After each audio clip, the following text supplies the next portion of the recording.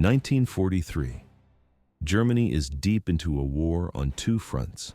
You are a young recruit standing on the parade ground. Basic training is over. You have learned to clean a rifle, march in formation, and obey every command without hesitation. Now comes the moment of assignment. An officer walks down the line of men. He stops in front of you. He looks at your height and the width of your shoulders. Maybe he saw your high scores at the shooting range, or perhaps he simply sees a body to fill a gap in the ranks. He speaks two words that change everything. You are being assigned to the heavy weapons squad. Why did he choose you? At first glance, it was a promotion, but in reality, it was a death sentence.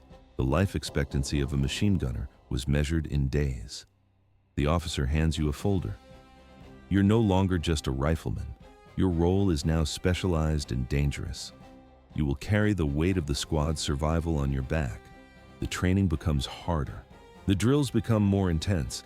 The footage from the archives shows the reality. Heavy metal tripods, boxes of ammunition, and barrels that burn the skin through thick gloves. You will not just carry a rifle. You will haul 40 kilograms of equipment through the mud of the Eastern Front. It was more than a job. It was a burden. Events accelerated. Within a week, you are loaded onto a train heading east. The sound of metal wheels on tracks is the only thing you hear for 3 days. There is no turning back now. 10 men, one squad, one objective: keep the machine gun firing. Why is the German squad built this way? The answer lies in their doctrine. The Americans and British viewed the machine gun as a support tool for the riflemen. The Germans reversed this logic. For them, the rifleman existed only to protect the machine gun. Everything else was secondary. A standard infantry unit consists of 10 soldiers. At the center is the 3-man machine gun team. You are the gunner. Your assistant stands by your side to feed ammunition belts and assist with barrel changes. The third man is the ammunition bearer. He hauls heavy crates of bullets and carries spare barrels across the mud. The remaining 6 soldiers carry Kar 98 bolt-action rifles. Their primary mission is simple. They provide security for your position and advance only when you provide covering fire.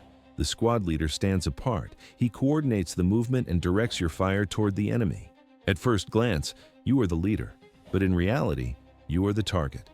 Your weapon is the MG42. Earlier in the conflict, squads carried the MG34.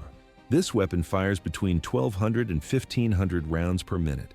That is 20 bullets every single second. No Allied firearm can match this volume of lead. The machine gun uses the 8x57mm Mauser cartridge. It is the same ammunition used by the riflemen. Every 5th round is a tracer. In the footage, you can see these glowing streaks of light. They allow you to track your fire and adjust your aim onto the target in real time.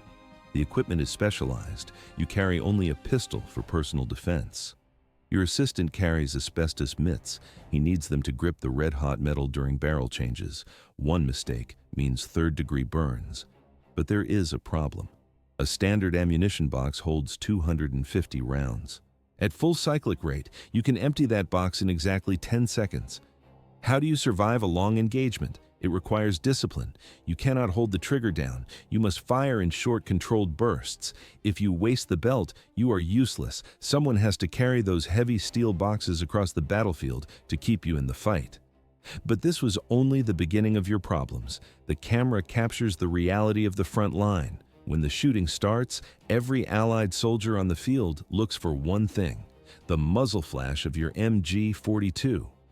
You are not just the most important man in the squad, you are the most hunted man on the battlefield. One machine gun creates 15 times the casualties of a single rifleman. This is the math of the battlefield. Eliminating one gunner does not just remove a soldier, it cripples the firepower of an entire squad. Every survivor of an MG42 burst remembers the sound. They know what to prioritize in the next engagement. The moment a gunner pulls the trigger, he becomes a hunted man. Sepp Allerberger learned this reality in 1943. He was an Austrian conscript sent to the Eastern Front. His role was clear: machine gunner. He later documented the experience in detail. The tactical weight of the weapon made it a magnet for steel. Mortars focused on his position. Infantry guns leveled his cover. Snipers waited for his head to appear above the dirt. Why were the casualty rates so high? The enemy viewed the machine gun as the primary threat. Logic dictated that the gunner must die first. Statistics showed that machine gunners died at a disproportionate rate compared to standard infantry. Allerberger watched the men around him fall. He was not yet 19 years old. Within days of his first combat encounter, he reached a conclusion. His chances of survival were near zero. He realized that staying behind the MG42 was a death sentence. To stay alive, he needed a different specialty. At first glance, he was just another wounded soldier. But in reality, he was looking for an exit. The opportunity came at Voroshilovsk. Allerberger was wounded and sent to the rear to recover. During his convalescence, he found a captured Soviet Mosin Nagant sniper rifle. He did not just look at it. He cleaned the mechanism, practiced his aim, and began experimenting with the optics. He discovered a natural talent for precision. The footage from the era shows the transition from the heavy, rattling machine gun to the silent, bolt-action rifle. He impressed his commanding officers with his accuracy. They granted his request for a transfer. He became the regiment's sniper specialist. He eventually recorded 257 confirmed kills. This made him the second highest scoring sniper in the German army. But the record was secondary to survival. Had he remained a machine gunner, he would have been buried in the Russian mud within weeks. He chose a different weapon to stay in the fight. The story ended with a different fate. He survived the war. 1943.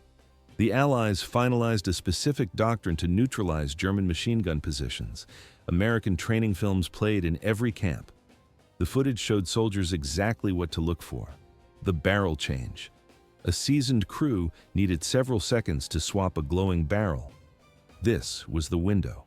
The manual was clear. You wait for the pause, then you sprint. The Americans changed their formation. They learned to spread out across the field. A high rate of fire created a narrow, lethal zone. By widening the gap between men, the infantry proved that one gun could not cover every inch of ground. Then came the flanking maneuvers. One squad stayed low and fired constantly to keep the gunners' heads down. While the Germans ducked, a second squad moved through the brush toward the side of the nest. The British refined this further with three-section assault tactics. Section 1 pinned the target, Section 2 hit the flank, Section 3 moved to the rear to block the exit. There was no way out. How did the tankers react? They made the machine gun the primary target. Tank commanders knew that a dead gunner meant the infantry could advance. First came the high-explosive rounds. The sound of the blast collapsed the bunker walls. If the concrete held, the Americans switched to specialized weapons. White phosphorus shells were the most feared. Officially, these were smoke rounds. In reality, they were incendiary. The chemical burned at 5,000 degrees and stuck to skin like glue. Water could not extinguish the fire. The British deployed the Churchill Crocodile. It was a heavy tank equipped with a flamethrower. It projected a stream of burning fuel over 100 yards. The camera captures the result, a wall of fire hitting the bunker slits. Once a Crocodile was in range, the defense ended, but casualties remained high. Why did the German gunners survive so long? It was not just the weapon, it was the positioning. In a defensive line, an MG42 crew never stayed in one spot. They dug 5 or 6 different firing holes. They fired a belt, grabbed the tripod, and ran to the next hole 50 yards away. The smoke and dust made it look like an entire company was entrenched. Confusion grew. Allied artillery observers called in strikes on empty holes. Tankers rotated their turrets toward ghosts. By the time the shells landed, the gunners were already firing from a new angle. The strategy was simple: keep moving or die. 45 pounds. That was the weight of the Lafette 42 tripod. It was the primary defensive tool for the German army. This heavy steel frame transformed the MG42 from a handheld weapon into a piece of precision light artillery. The Allies utilized heavy tripods as well, but they lacked the engineering of the German model. The Lafette 42 featured internal buffer springs to absorb massive recoil. It included precision aiming knobs and high-grade optics. These features pushed the effective range of the gun to 3,000 meters. One specific mechanical device set this tripod apart from all others. It was called the Tiefenfeuer automat. It functioned like a complex clock mechanism. The gunner used this system to set two specific range limits in a horizontal sweep zone. He selected a target area, such as a narrow road or a strategic bridge. When the trigger was engaged, the gun fired and automatically traversed across the preset zone. No manual steering was required. The gunner did not even need to touch the weapon. He could tie a simple string to the trigger and hide in a deep trench or behind a stone wall. The machine gun would sweep back and forth on its own. It became a robotic sentry.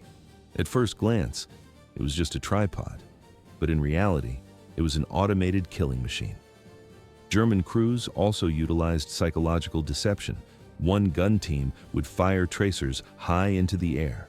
This forced the enemy to believe the fire was aimed at their distant rear positions. The Allied soldiers would feel safe enough to stand up. At that moment, a second hidden gun team would open fire at chest height. The results were devastating. These tactics were perfected in the dense Normandy hedgerows and the steep Italian mountains. German machine gun teams inflicted. Gunter Koschorek did not carry his notes into battle. He left the hidden pages with his mother for safekeeping. After 1945, the diary vanished. It remained lost for decades. The pages only resurfaced when Koschorek reunited with his daughter in the United States. These writings eventually became the memoir titled Blood Red Snow.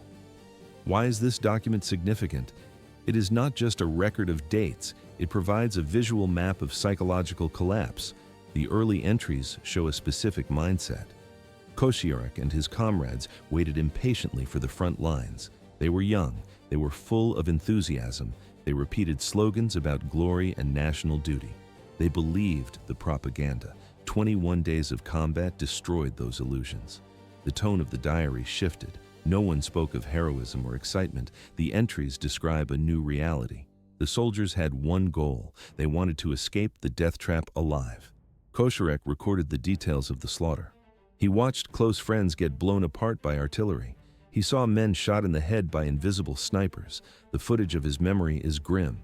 Fear turned into a physical weight. Then, fear became hatred. The men began to scream for retribution. Koschorek was wounded 6 times. He survived the war, but the damage was internal.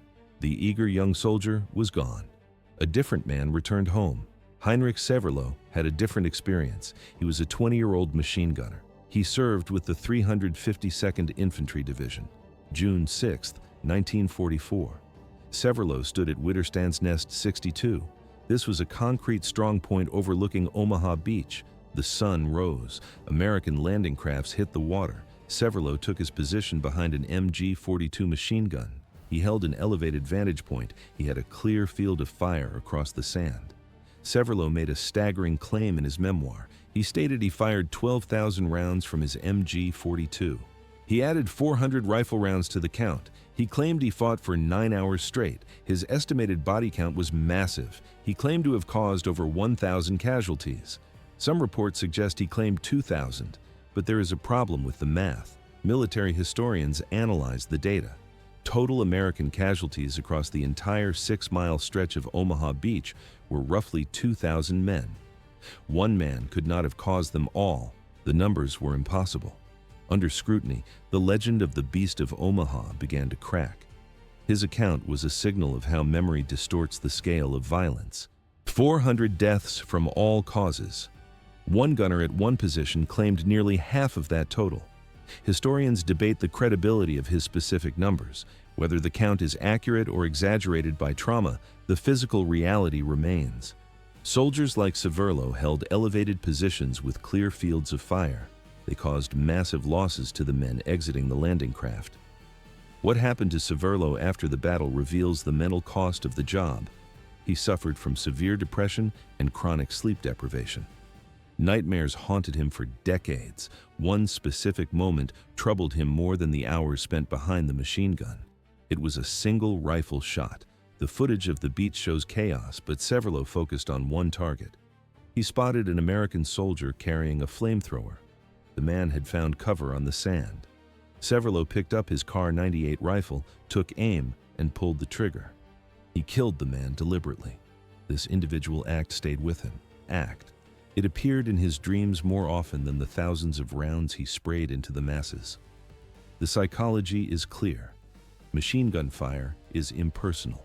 Aiming at one specific human face carries a different weight. Severloh remained silent for years. He could not speak about the beach to his 4 children. He carried the memory without help.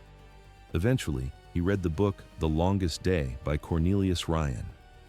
Inside, he found the name of an American chaplain, David Silva. Silva had survived Omaha Beach despite taking 3 bullets to the chest. Severloh tracked him down. When the 2 men finally met years after the war, they didn't speak. They hugged for 5 minutes. The camera records a man trying to find peace. Severloh joined an association of conscientious objectors. 55 years after D-Day, he finally wrote his memoir. He spent the remainder of his life attempting to process his actions, but psychological burdens were only one part of the danger.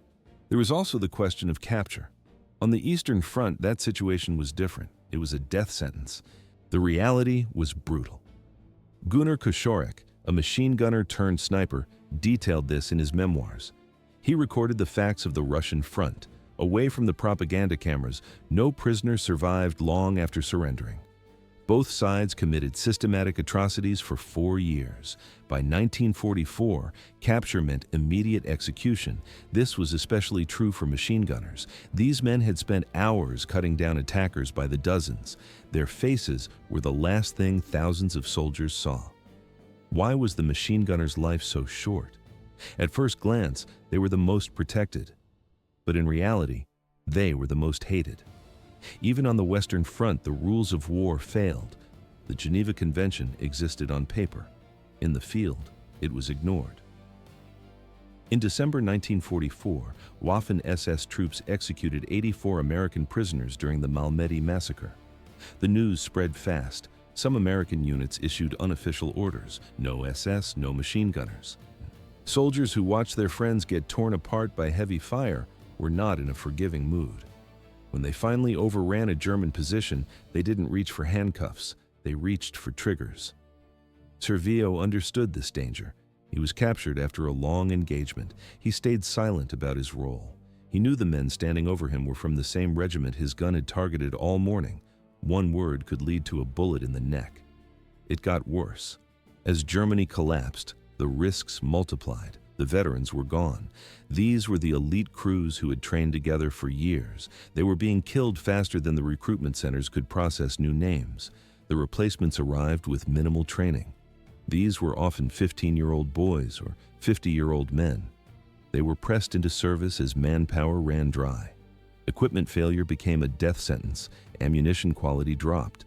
Factories cut corners to save resources. Cartridges jammed. Primers misfired.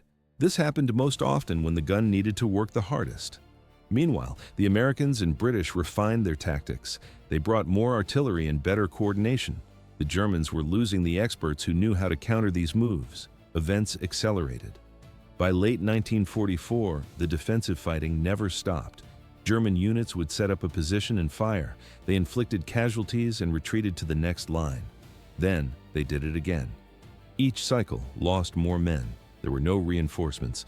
The supply system fractured. Soldiers burned through ammunition that never arrived. Barrels wore out from heat and friction. No replacements were sent. On the Eastern Front, the situation was desperate. The Soviet advance was a wall of steel. German soldiers stopped fighting for the Thousand-Year Reich. They began fighting for their lives. They had seen the scorched earth and the dead. They knew what happened to prisoners in Soviet hands. Entire units abandoned their posts. They fought westward through Soviet lines for hundreds of miles. Their only goal was to surrender to the Americans or the British. There was no turning back. Throughout the war, Germany produced over 400,000 MG42s. The weapon was a masterpiece of engineering. It was reliable, fast, and terrifying. The footage shows the high rate of fire blurring the barrel. The sound was a continuous rip, like tearing fabric. The design was so effective that modified versions remain in service today. Modern armies still use the same mechanism 80 years later. The machine survived. The men using it did not.